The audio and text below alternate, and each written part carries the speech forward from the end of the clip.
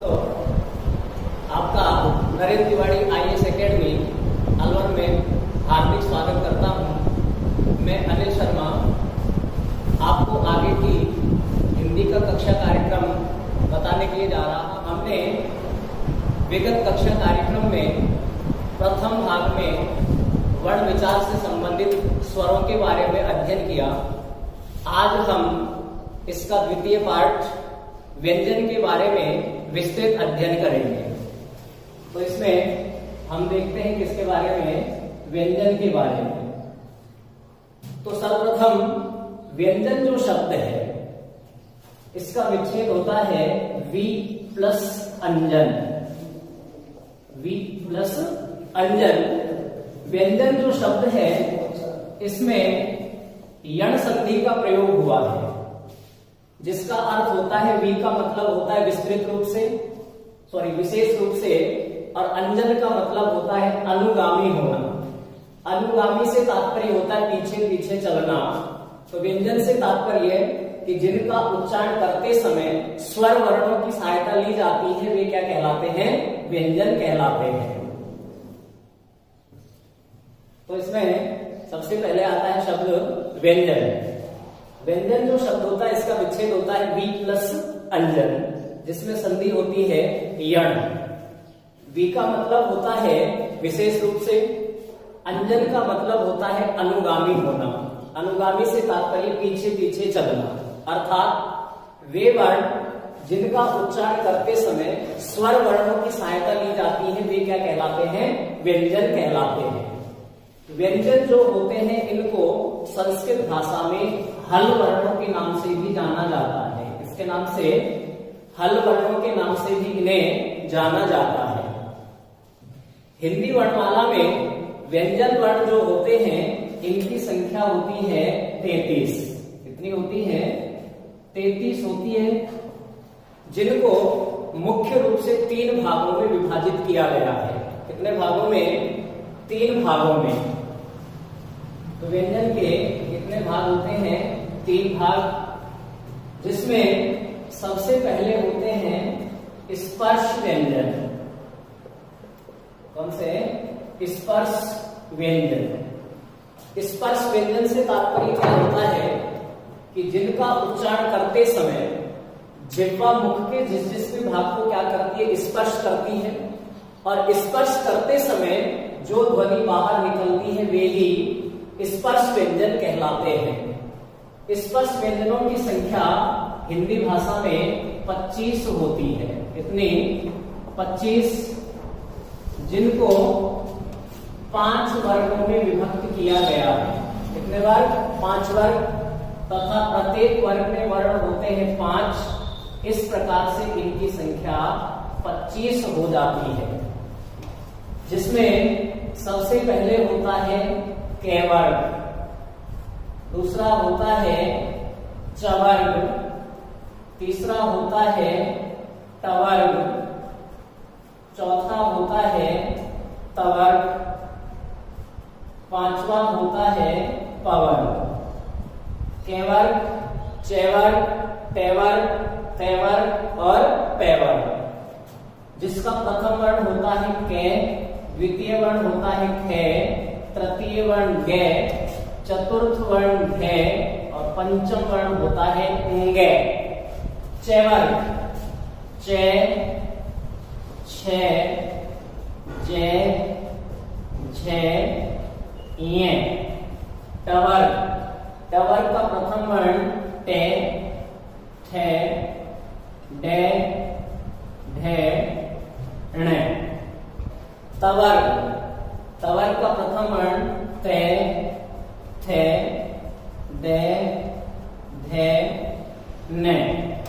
पैवर्ग, पे, थे, बे, भे, में। इस प्रकार से इनकी संख्या कितनी होती है, 25। विशेष इनको वर्गों में विभक्त होने के कारण, वर्गों में विभक्त होने के कारण इन्हें वर्गीय व्यंजन भी कहा जाता है। इस नाम से जाना जाता है, वर्गीय व्यंजनों के नाम से भी इन्हें जाना जाता है।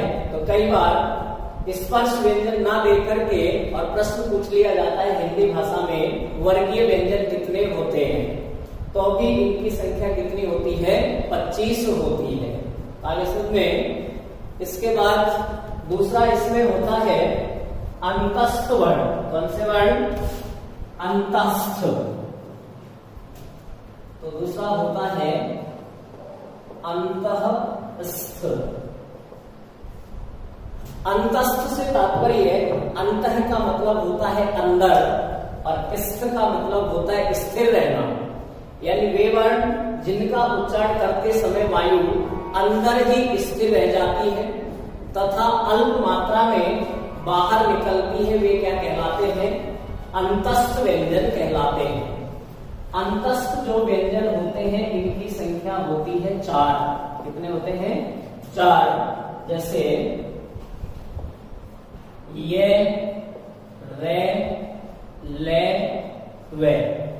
ये, रे, ले, वे। अंतस्थ व्यंजनों की संख्या 4। इसमें ये, रे, ले, वे। कई बार प्रश्न पूछ लिया जाता है कि अंतस्थ व्यंजनों का सही क्रम होता है, तो ये इनका क्रम होता है हिंदी भाषा में। कौन सी भाषा में? हिंदी भाषा में इनका दूसरा क्रम होता है ये, वे, रे, ले। ये होता है संस्कृत भाषा में। कौन सी भाषा में? संस्कृत भाषा में। यदि इनका क्रम पूछा जाए तो हिंदी वाला उत्तर दिया हो तो हिंदी में हिंदी का करना है, और संस्कृत भाषा का यदि दिया गया है तो संस्कृत भाषा का करना है। यदि दोनों एक साथ आ जाए तो विकल्प में क्रम सदैव हिंदी भाषा का ही उत्तर दिया जाएगा। तीसरा होता है इसमें ऊष्म व्यंजन। कौन से? ऊष्म व्यंजन। तो ऊष्म से तात्पर्य क्या होता है कि जिनका उच्चारण करते समय, वे वर्ण जिनका उच्चारण करते समय जिह्वा को सर्वाधिक संघर्ष की आवश्यकता होती है। सर्वाधिक संघर्ष की आवश्यकता होती है। संघर्ष करने के साथ साथ ऊष्म वायु भी बाहर प्रवाहित होती है, वे क्या कहलाते हैं? ऊष्म व्यंजन कहलाते हैं। ऊष्म व्यंजन जो होते हैं इनकी संख्या भी 4 होती है। जैसे होते हैं ये शे, से, है। शे इसे तालव्य शय कहा जाता है। से इसे मूर्धन्य से कहा जाता है। से इसे दंत्य से कहा जाता है। और है इसको कंठ वर्ण के नाम से जाना जाता है।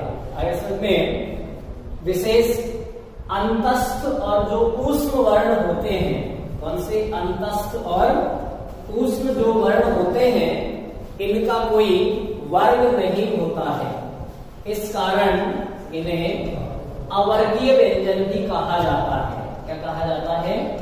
अवर्गीय व्यंजन के नाम से भी कहा जाता है। अतः प्रश्न किया जाए कि हिंदी वर्णमाला में अवर्गीय व्यंजन कितने होते हैं, तो इनकी संख्या उत्तर होगा हमारा 8, क्योंकि अंतस्थ वर्ण 4 और ऊष्म वर्ण 4, दोनों का कोई वर्ग ना होने के कारण इन 8 वर्णों को अवर्गीय व्यंजनों के नाम से भी जाना जाता है। ठीक है, तो इस प्रकार से व्यंजनों की मुख्यतः संख्या आपको बताई कितनी होती है? 33 होती है। आगे आता समझ में। इसके पश्चात ये जो व्यंजन है इनको पुनः भाषा की दृष्टि से 2 भागों में विभाजित किया गया है। एक प्रयत्न के आधार पर और दूसरा उच्चारण स्थान के आधार पर। किसके आधार पर? प्रयत्न के आधार पर, और दूसरा होता है उच्चारण स्थान के आधार पर। उच्चारण स्थान के आधार पर सबसे पहले इसमें हम देखते हैं नंबर 1, इसके आधार पर प्रयत्न के आधार पर। तो प्रयत्न का मतलब क्या है? सबसे पहले प्रयत्न उपसर्ग है, जिसका मतलब होता है प्रकृष्ट या विशेष प्रकार से। यत्न का मतलब होता है प्रयास करना। प्र प्लस यत्न। प्र का मतलब विस्तृत रूप से या विशेष रूप से या प्रकृष्ट रूप से। यत्न का मतलब होता है प्रयास करना या परिश्रम करना, अर्थात जहां विशेष रूप से प्रयत्न या प्रयास किया जाता है वही क्या कहलाता है, प्रयत्न। अर्थात वर्णोत्पत्ति से पूर्व एवं वर्णोत्पत्ति के पश्चात किए जाने वाले यत्न को ही क्या कहा जाता है, प्रयत्न कहा जाता है। अब ये जो प्रयत्न होते हैं पुनः दो प्रकार के होते हैं, जिसमें पहला होता है आभ्यंतर यत्न। कौन सा, आभ्यंतर यत्न। और दूसरा होता है बाह्य यत्न। आभ्यंतर यत्न, दूसरा बाह्य यत्न। इसमें सबसे पहले हम लेते हैं आभ्यंतर यत्न। तो आभ्यंतर यत्न के अंतर्गत सबसे पहले आता है स्पृष्ट वर्ण। कौन से वर्ण, स्पृष्ट वर्ण। स्पृष्ट वर्णों से तात्पर्य क्या है कि जिनका उच्चारण करते समय जो हमारी जिह्वा होती है इसको किसी भी प्रकार के संघर्ष की आवश्यकता नहीं होती है, और जो वायु होती है वो आसानी से बाहर निकल जाती है, वे क्या कहलाते हैं, स्पृष्ट वर्ण कहलाते हैं। स्पृष्ट जो वर्ण होते हैं इनकी संख्या होती है 16। कितने होते हैं, 16 होते हैं, जिसमें क वर्ग के प्रथम 4 वर्ण क, ख, ग, घ। ट वर्ग के प्रथम 4 वर्ण ट, ठ, ड, ढ। त वर्ग के प्रथम 4 वर्ण प, थ, ड, ढ। प वर्ग के प्रथम 4 वर्ण प, फ, ब, भ। आगे सुनते हैं। तो स्पृष्ट जो वर्ण होते हैं इनकी संख्या होती है 16। इसमें प्रत्येक वर्ग का पंचम वर्ण नहीं लिया गया और 6 वर्ग को पूर्णतः इससे बाहर रखा गया। आगे सुनते हैं। तो पहला स्पृष्ट वर्ण, दूसरा इसमें होता है संघर्षी स्पृष्ट। संघर्षी स्पृष्ट। संघर्षी स्पृष्ट से तात्पर्य क्या होता है कि वे वर्ण जिनका उच्चारण करते समय जिह्वा को थोड़े संघर्ष की आवश्यकता होती है, अथवा जिह्वा रगड़न खाते हुए वर्णों का उच्चारण करती है, वे क्या कहलाते हैं, संघर्षी स्पृष्ट कहलाते हैं, जिनकी संख्या 4 होती है। कितनी होती है, 4। इसमें च वर्ग के प्रथम 4 वर्ण रखे गए हैं। च वर्ग के प्रथम 4 वर्ण च, छ, ज, झ। जब हम इन चारों वर्णों का उच्चारण करते हैं तो जिह्वा ऐसी प्रतीत होती है जिसको आगे पकड़ करके खींचा गया हो। च, छ, ज, झ। तो इस कारण ये क्या कहलाते हैं, संघर्षी स्पृष्ट कहलाते हैं। आगे समझ में आता है। इसके बाद इसका जो तीसरा भेद बताया गया वो होता है ईसत स्पृष्ट। क्या होता है, ईसत स्पृष्ट। एक संस्कृत शब्द है। ईसत का मतलब होता है थोड़ा, स्पृष्ट का मतलब स्पर्श, यानी वे वर्ण जिनका उच्चारण करते समय वायु अंदर ही स्थिर रहती है तथा अल्प मात्रा में या थोड़ी मात्रा में क्या होती है, बाहर निकलती है, वे ही क्या कहलाते हैं, ईसत स्पृष्ट कहलाते हैं। इनकी संख्या 4 होती है। क्या होती है, 4। जो अंतस्थ व्यंजन पढ़े थे वे ही क्या कहलाते हैं, ईसत स्पृष्ट कहलाते हैं। ये, वे, रे, ले। तो ये चारों वर्ण ईसत स्पृष्ट होते हैं। इनको पुनः 3 भागों में बांटा गया, जिसमें पहला होता है अर्ध स्वर। क्या होता है, अर्ध स्वर। अर्ध स्वर से तात्पर्य है कि वे वर्ण जो मूल रूप से तो व्यंजन होते हैं, मूल रूप से व्यंजन होते हैं, किंतु जिनका उच्चारण स्वर वर्णों से मेल खाता है वे क्या कहलाते हैं? अर्ध स्वर कहलाते हैं। इसके अंतर्गत आता है ये तथा वे, क्योंकि इन दोनों वर्णों का उच्चारण स्वर से मेल खाता है। ये का उच्चारण ई की तरह होता है, वे का उच्चारण ऊ के समान होता है। ई ये, उ वे, इस कारण ये तथा वे को अर्ध स्वर कहा जाता है। दूसरा है प्रकंपित, इसी को कहा जाता है लुंठित और इसी को कहा जाता है कंपन जात। तो प्रकंपित, लुंठित या कंपन जात, इससे तात्पर्य क्या है कि वे वर्ण जिनका उच्चारण करते समय जिह्वा लुढ़कती हुई सी प्रतीत होती है, जिह्वा लुढ़कती हुई सी प्रतीत होती, इस कारण इसको क्या कहा जाता है? लुंठित वर्ण कहा जाता है। अर्थात जिनका उच्चारण करते समय जिह्वा में कंपन सा उत्पन्न होता है वे प्रकंपित या कंपन जात वर्ण कहलाते हैं। इसके अंतर्गत वर्ण आता है र। जब इसका उच्चारण करते हैं तो जिह्वा में कंपन सा उत्पन्न होता है, जैसे र। और इसमें तीसरा होता है पार्श्विक। पार्श्विक से तात्पर्य होता है पार्श्व प्लस इक। पार्श्व का मतलब होता है बगल यानी साइड। वे वर्ण जिनका उच्चारण करते समय वायु जिह्वा के दोनों बगलों से बाहर निकल जाती है वे क्या कहलाते हैं? पार्श्विक वर्ण कहलाते हैं। जब इसका उच्चारण करेंगे तो जिह्वा ऊपर के मसूड़ों को स्पर्श करेगी और वायु जिह्वा के दोनों बगलों से बाहर निकल जाती। जैसे इसके अंतर्गत वर्ण आता है ल। ल, इस कारण इसको क्या कहा जाता है? पार्श्विक वर्ण कहा जाता है। आगे समझ में इसमें प्रश्न, यदि ईसद विशिष्ट पूछा जाए तो ये चारों हो जाएंगे ये, वे, रे, ले। अब प्रश्न किया जाए कि निम्न में से अर्ध स्वर है तो आपका उत्तर रहेगा ये तथा वे। प्रश्न किया जाए कि निम्नलिखित में से लुंठित वर्ण है तो ए दे आपको ये, बी दे वे, सी दे रे, डी दे ले, तो उत्तर आपका रहेगा रे। निम्न में से पार्श्विक वर्ण होता है तो आपका उत्तर होगा ले। आगे समझना तक। चौथा भेद होता है इसका संघर्षी। क्या होता है? संघर्षी।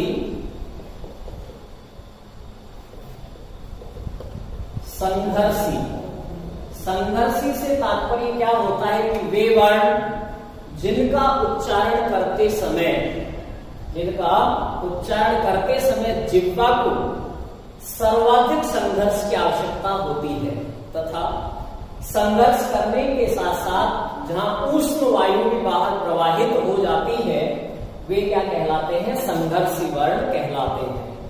संघर्षी जो वर्ण होते हैं इनकी संख्या भी 4 होती है। इसके अंतर्गत हमारे जो ऊष्म व्यंजन हैं शे, से, और है, ये क्या कहलाते हैं? संघर्षी वर्ण कहलाते हैं। ठीक है। पांचवा भेद होता है इनका नासिक्य। क्या? नासिक्य। नासिक्य से तात्पर्य क्या है कि वे वर्ण जिनका उच्चारण करते समय वायु नासिका से बाहर प्रवाहित होती है, इससे नासिका से बाहर प्रवाहित होती है, वे क्या कहलाते हैं? नासिक्य वर्ण कहलाते हैं। इसके अंतर्गत प्रत्येक जो वर्ग होता है उसका पंचम वर्ण आता है। प्रत्येक वर्ग का पंचम वर्ण क्या कहलाता है? नासिक्य कहलाता है। इसके अंतर्गत आता है गे, ये, ने, मे, गे, ये, ने,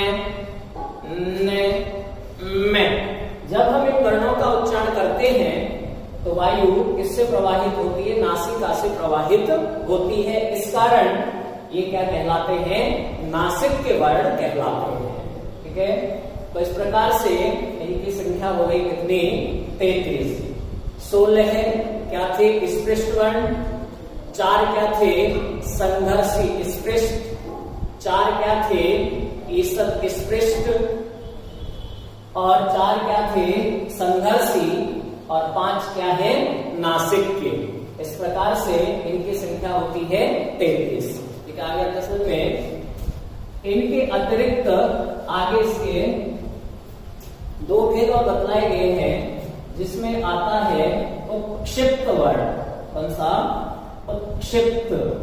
उत्क्षिप्त जो शब्द होता है इसका विच्छेद करते हैं तो होता है उद प्लस क्षिप्त। उद प्लस क्षिप्त।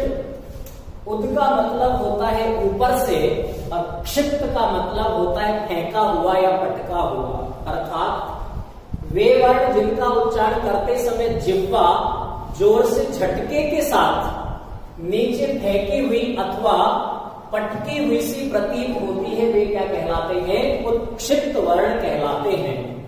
हिंदी क्या कहलाते हैं?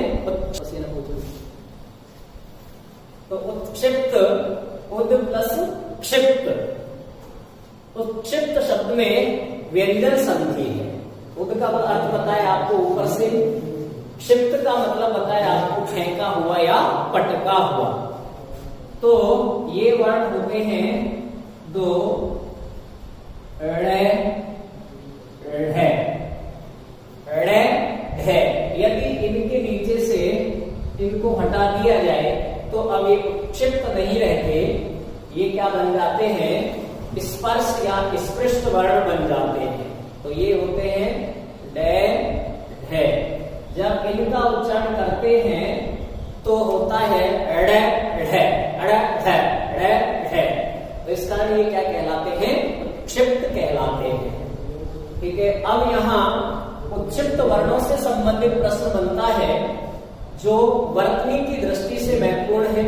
इसमें वर्तनी संबंधी 6 नियम बतलाए गए हैं कि उत्क्षिप्त वर्णों का प्रयोग एवं निषेध, कि इनका प्रयोग कहाँ किया जाता है और इनका निषेध कहाँ किया जाता है, प्रयोग या निषेध।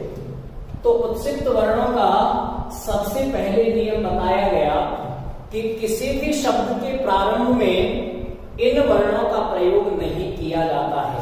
कौन से वर्णों का? उत्क्षिप्त वर्णों से शब्द का आरंभ नहीं किया जाता।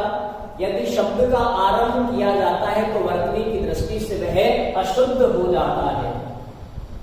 जैसे डमरू, ढोलक, ढलान। डमरू, ढोलक, ढलान। यदि इनके नीचे हम उत्क्षिप्त का प्रयोग कर दें तो शब्द हमारा वर्तनी की दृष्टि से क्या हो जाता है?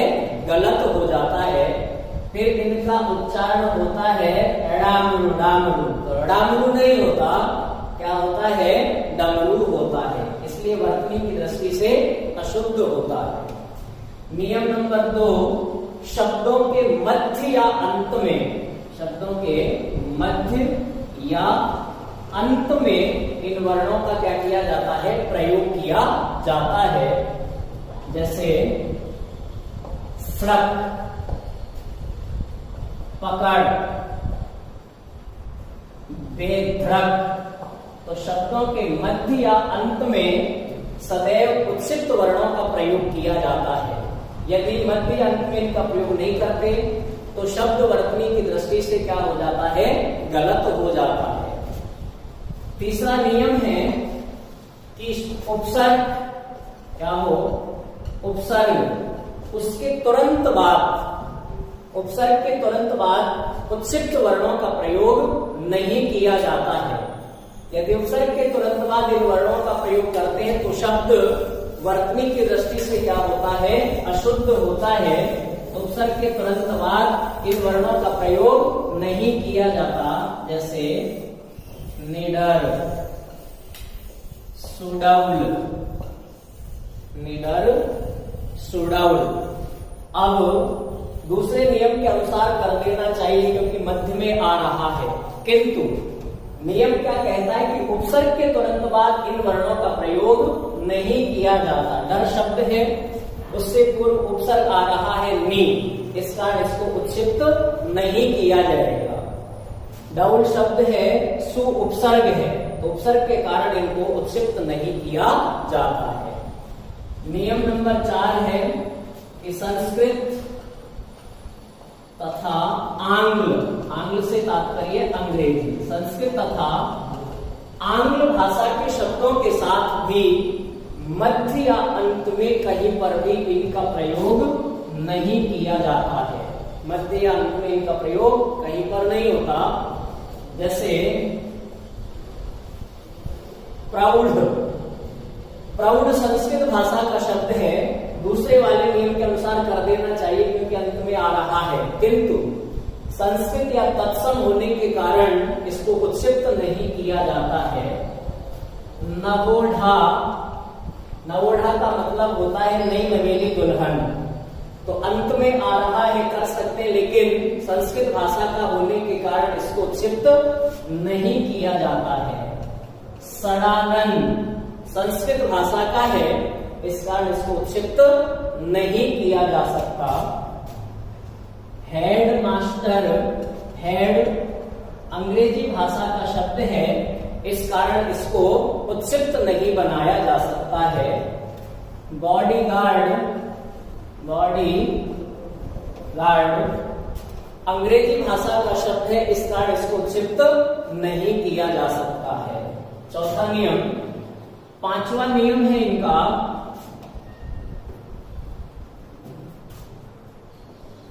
अनुस्वार हो या कोई भी हलवर्ण हो, हलवर्ण से तात्पर्य हलन, तो अनुस्वार या हलवर्णों के पश्चात भी उत्क्षिप्त वर्णों का प्रयोग नहीं किया जाता है। यदि इन वर्णों का प्रयोग करते हैं तो शब्द वर्तनी की दृष्टि से अशुद्ध हो जाता है। जैसे दंड, घमंड, डे अंत में आ रहा है करने, किंतु नहीं, क्योंकि उससे पूर्व अनुस्वार का प्रयोग हो रहा है। घमंड डे अंत में है, किंतु उससे पूर्व किसका प्रयोग हो रहा है? णे का। गड्ढा ढे अंत में आ रहा है कर दे, किंतु नहीं कर सकते क्योंकि उससे पूर्व डे हलंत आ रहा है। तो अनुस्वार या हलवर्ण के पश्चात भी उत्क्षिप्त वर्णों का प्रयोग नहीं किया जाता है। नियम नंबर 6, हिंदी भाषा की वर्तनी का एक नियम है कि मात्रा के साथ कभी भी दूसरी मात्रा का प्रयोग नहीं किया जाता है, क्योंकि एक वर्ण के साथ कदापि दो मात्राओं का प्रयोग संभव नहीं है। यदि डे ढे के साथ उ या उ, ह्रस्व उ और दीर्घ उ की मात्राओं का प्रयोग होता है तो कभी भी उस मात्रा के ऊपर उत्क्षिप्त वर्णों का प्रयोग नहीं किया जाएगा। जैसे झाड़ू अंत में आ रहा है, इसमें ना तो ये अंग्रेजी का है, ना संस्कृत भाषा का है, ना उपसर्ग के साथ है, ना हलंत है, ना अनुस्वार है। अंत में आ रहा है कर सकते हैं, किंतु इसमें मात्रा के ऊपर कभी भी किसी भी अन्य चिन्ह का प्रयोग नहीं किया जाता, इसलिए झाड़ू सही है। और यदि इसके ऊपर हमने उत्क्षिप्त का प्रयोग कर दिया तो ये शब्द हमारा वर्तनी की दृष्टि से क्या हो जाता है? गलत हो जाता है। आगे समझ में। अब ये डे ढे और रे ढे, इनका उच्चारण करते समय जिह्वा मूर्धा को स्पर्श करती है। डे ढे, इनका उच्चारण करते समय जिह्वा मूर्धा को तो स्पर्श करती है, किंतु इन वर्णों का उच्चारण करते समय दो वर्णों की ध्वनि सुनाई देती है। इस कारण इन दोनों वर्णों को द्विगुणित वर्ण भी कहा जाता है। क्या कहा जाता है? द्विगुणित वर्ण। ढे ढे, ढे ढे, इसका करेंगे डे ढे, ढे ढे। आंग्ल भाषा में जब इसका प्रयोग करते हैं तो डी का प्रयोग करते हैं, लेकिन जहां उत्क्षिप्त वर्ण का प्रयोग होता है तो वहां डी का प्रयोग ना करके आर का प्रयोग किया जाता है। किसका प्रयोग किया जाता है? आर का। जैसे शब्द है राजगढ़, राजगढ़, तो कभी भी जब इसकी स्पेलिंग देखेंगे आप तो RAGGARH, GADH नहीं होता, तो इसके लिए सदैव किसका प्रयोग किया जाएगा? आर, और है तो H का प्रयोग किया जाता है। आगे हम समझ में, तो इस प्रकार से ये था उत्क्षिप्त वर्णों का प्रयोग एवं निषेध। अंत में है इसमें संयुक्त व्यंजन। कौन से? संयुक्त व्यंजन। संयुक्त व्यंजन हिंदी वर्णमाला में किसी भी वर्ण को संयुक्त बनाया जा सकता है। कोई सा भी वर्ण है उसको क्या किया जा सकता है? संयुक्त बनाया जा सकता है। किंतु मानक या देवनागरी लिपि में संयुक्त जो व्यंजन होते हैं इनकी संख्या केवल 4 बतलाई गई है। कितनी बतलाई गई है? 4। संयुक्त व्यंजन से तात्पर्य क्या होता है कि दो व्यंजनों से जिनका निर्माण होता है वे क्या कहलाते हैं? संयुक्त व्यंजन कहलाते हैं। इनकी संख्या होती है 4। क्षय, त्रय, ज्ञ और शय। ये होता है क्षय, हम बोलते हैं क्षय। ये होता है त्रय, ये होता है ज्ञ, हम बोलते हैं ज्ञ। ये होता है श्रेय, हम बोलते हैं श्रेय। तो इसका उच्चारण होता है क्षय, इसका होता है त्रय, इसका होता है ज्ञ, इसका होता है श्रेय। क्षय के प्लस से मिलकर बनता है। के प्लस से मिलकर क्या बनता है? क्षय। त्रय, ते प्लस रे से मिलकर बनता है त्रय। ज्ञ, जे प्लस य से मिलकर बनता है ज्ञ। श्रेय, शे प्लस रे से मिलकर बनता है श्रेय। इस कारण इन्हें क्या कहा जाता है? संयुक्त व्यंजन कहा जाता है। संयुक्त व्यंजनों का निर्माण करने के लिए सदैव प्रथम जो पूर्व वाला वर्ण होता है वो सदैव हलंत रहता है, क्योंकि संयोग तभी होगा जब पूर्व वर्ण में स्वर का व्यवधान नहीं होगा। किसका व्यवधान नहीं होगा? स्वर वर्ण का व्यवधान नहीं होगा तो उसका क्या कर दिया जाएगा? संयोग। यदि पूर्व वर्ण में स्वर वर्ण का प्रयोग हो रहा है तो उनका कभी भी संयुक्त या संयोग नहीं किया जा सकता। के प्लस से, यहाँ के में ए नहीं है, इस कारण इसका क्या हो गया? संयोग क्षय बन गया। के प्लस से, यहाँ इसका संयोग नहीं कर सकते क्योंकि इसमें ए स्वर का क्या हो जाता है? व्यवधान हो जाता है। ठीक है। अब यहाँ इससे संबंधित प्रश्न किस प्रकार से बनता है कि निम्नलिखित में से असंगत युग्म है। क्या है? असंगत युग्म है। जैसे ए दे दिया उसने, बी दे दिया, सी और डी यहाँ कर दिया गे प्लस ये। प्रश्न समझ में आया कि निम्न में से असंगत युग्म है। ए क्षय बराबर के प्लस से संगत है। त्रय, ते प्लस रे दोनों संगत है। गे, गे प्लस ये असंगत हुआ क्योंकि गे प्लस ये से ये नहीं बनता। किससे बनता है? जे प्लस ये से क्या बनता है? ये का निर्माण होता है। आगे समझते। विशेष संयुक्त जो व्यंजन होते हैं इनका कभी भी स्वतंत्र रूप से प्रयोग नहीं किया जाता है। जैसे अपन लिखते हैं विद्यालय, इन दोनों को अलग अलग करके भी लिखा जा सकता है और दोनों को संयुक्त रूप से भी लिखा जा सकता है। विद्यालय, विद्यालय दोनों क्या है? सही हैं, किंतु इन चारों में से किसी को भी अलग अलग करके नहीं लिखा जा सकता। कक्षा, नहीं लिखा जा सकता, इसको तो संयुक्त रूप से ही लिखना पड़ेगा। तो कक्षा नहीं, क्या होता है? कक्षा। श्रीमान नहीं लिख सकते, श्रीमान नहीं, इसको संयुक्त करके हमको श्रीमान लिखना ही पड़ेगा। आगे समझे? तो इस प्रकार से ये होते हैं संयुक्त व्यंजन। धन्यवाद। तो आज के कक्षा कार्यक्रम को हम यही विराम देते हैं। आगे का कक्षा कार्यक्रम आपको नेक्स्ट कक्षा कार्यक्रम के अंतर्गत मिलेगा। धन्यवाद।